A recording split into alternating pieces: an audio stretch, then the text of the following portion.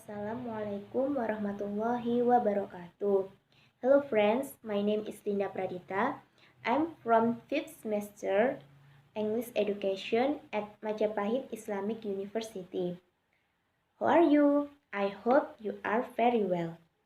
Welcome back to my videos. In this session, I will presentation about introduction of English for Specific Purposes or ESP in my 5th semester materials.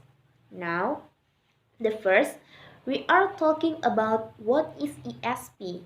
Yeah, the aim of the ESP is to determine the needs of a specific group of learners. ESP is often divided into English for academic purposes or EAP and English for occupational purposes or EOP.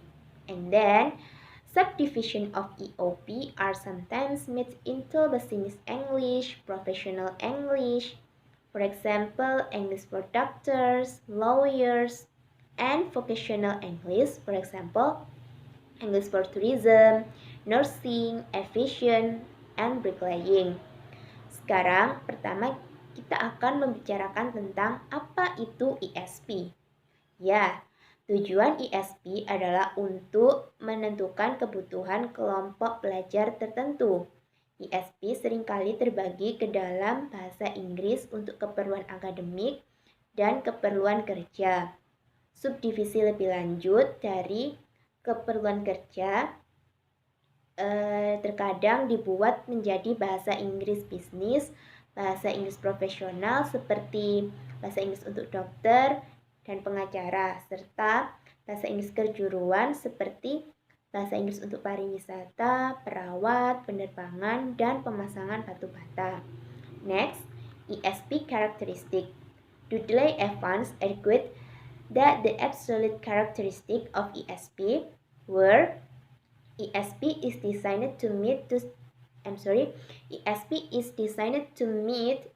specific needs of the learners.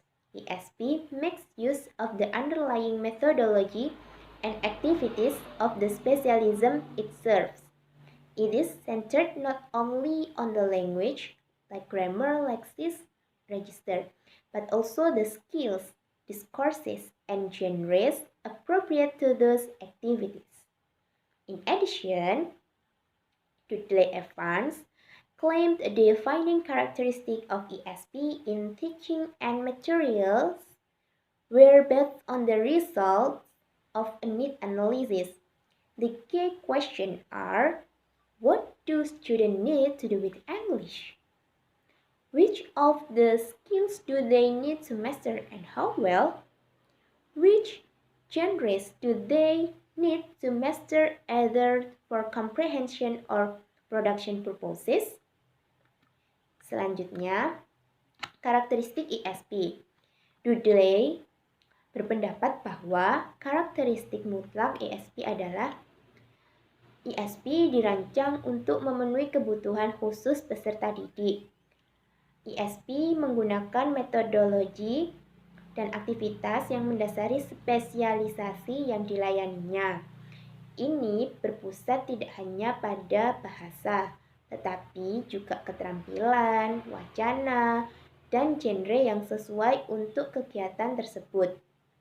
Selain itu, Dudley mengklaim ciri khas ESP dalam pengajaran dan materi adalah berdasarkan hasil analisis kebutuhan. Pertama, kuncinya adalah apa yang perlu dilakukan siswa dengan bahasa Inggris, keterampilan mana yang perlu mereka kuasai dan seberapa baik, genre mana yang perlu mereka kuasai, baik untuk tujuan pemahaman atau produksi. And then, why is ESP important? Because there has been an increase in vocational training and learning throughout the world.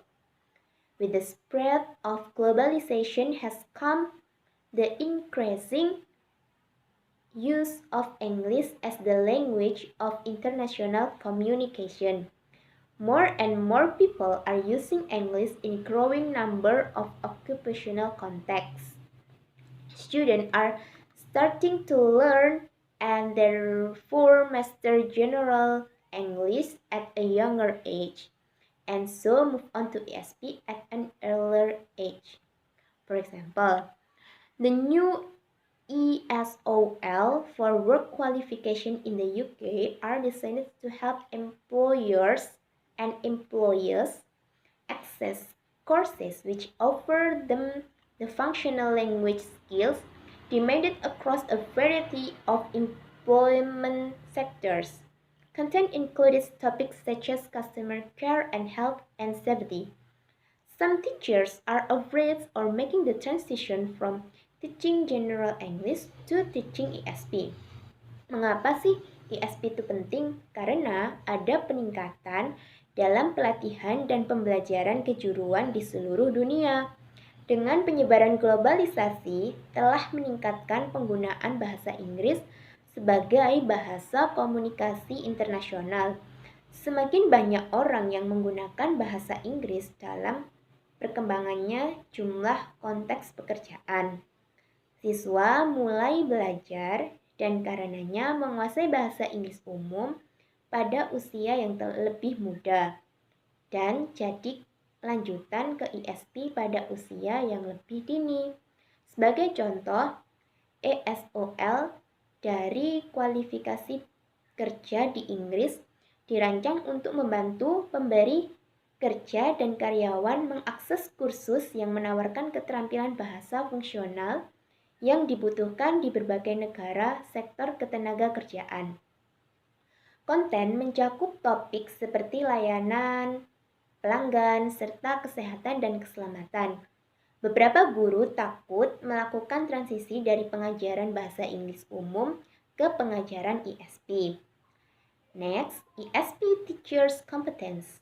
Bell argues that the depth of knowledge of a subject matters that a teacher requires depend included. How much do the learner know about their specialism? Are the students pre-experienced or post-experienced learners? How specific and detailed are the language, skills, and genres that the learners need to learn? Bell also advocates the 3 Cs for helping teachers to improve their knowledge and skills in a particular area of ESP, like curiosity, collaboration, and confidence.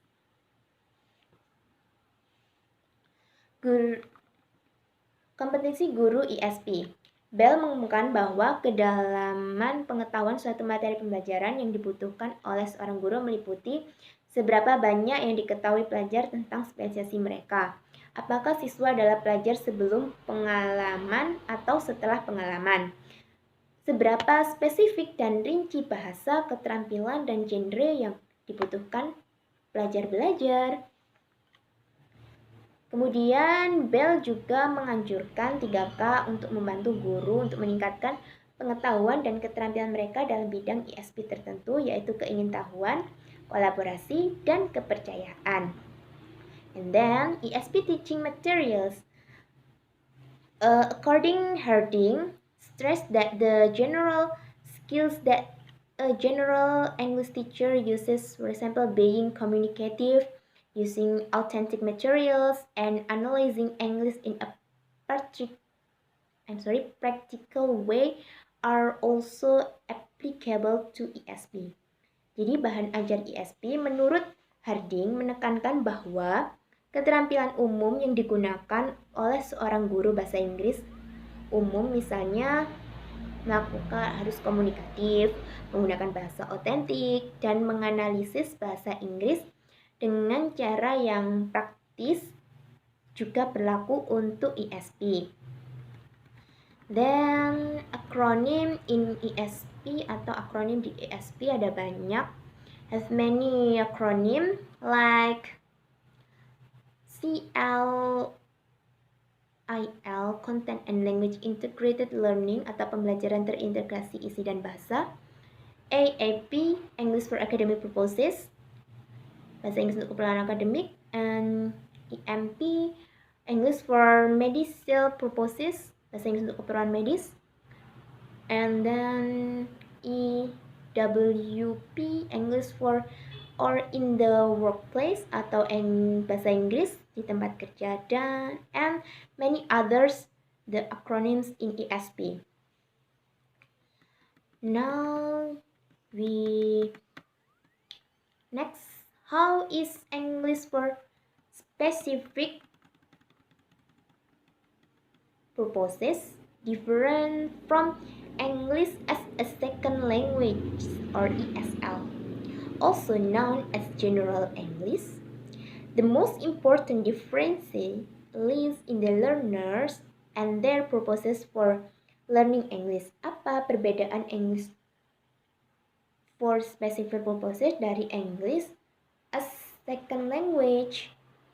Nah, juga dikenal sebagai bahasa Inggris umum. Perbedaan terpenting dari keduanya, dari ESP dan ESL, itu terletak pada pelajar dan tujuan mereka untuk belajar bahasa Inggris.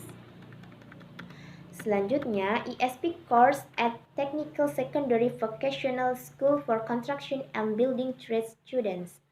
There's about ESP course in technical secondary schools to construct the trade student. The first discusses the meaning of ESP and then tells about its characteristic. It discusses the role of English as a trade and finance language globally, and then further narrates the various steps that are being taken by various countries, governments to promote English for specific purposes, programs for its workforce. The reflects that this government understands the importance of introducing ESP courses at secondary level so that their people can comfortable choose the vocational fit of their own choice. Jadi, kursus ESP di Sekolah Menengah Kejuruan Teknik untuk siswa konstruksi dan perdagangan bangunan, ini tentang kursus ESP di Sekolah Menengah Teknik untuk membangun siswa perdagangan. Untuk pertama, membahas arti ESP dan kemudian menceritakan tentang karakteristiknya.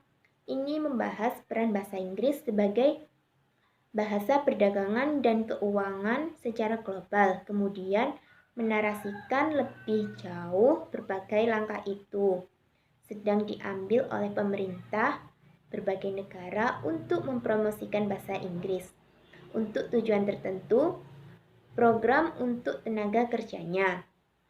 Itu mencerminkan bahwa pemerintah ini memahami pentingnya memperkenalkan kursus ESP di tingkat menengah sehingga orang-orang dapat dengan nyaman memilih bidang kejuruan pilihan mereka sendiri. Okay, that's all enough for my presentation. I hope can bring benefit for us. Thank you so much. See you in the next videos. The last I say, wassalamualaikum warahmatullahi wabarakatuh.